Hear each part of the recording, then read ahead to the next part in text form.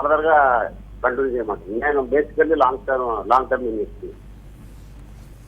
మూడు కూడా బాగానే ఉన్నాయి.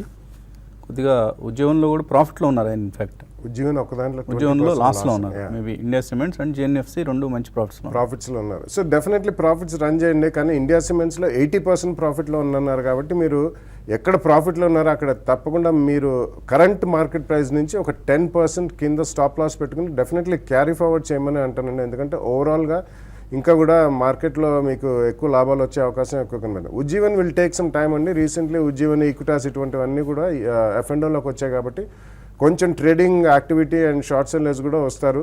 క్యాష్లో ఉంటే అదొక విధంగా ఉంటుందండి, అండ్ ఫార్వర్డ్ మార్కెట్లోకి వస్తే అదొక విధంగా ఉంటుంది. బట్ ఇట్స్ డీసెంట్ కంపెనీ అండి. అన్నీ కూడా క్యారీ ఫార్వర్డ్ చేయండి. బట్ ప్రాఫిట్లో ఉన్న చోట మాత్రం 10% కింద మీరు ప్రొటెక్ట్ చేసుకోండి ఒక స్టాప్ లాస్ పెట్టుకుని.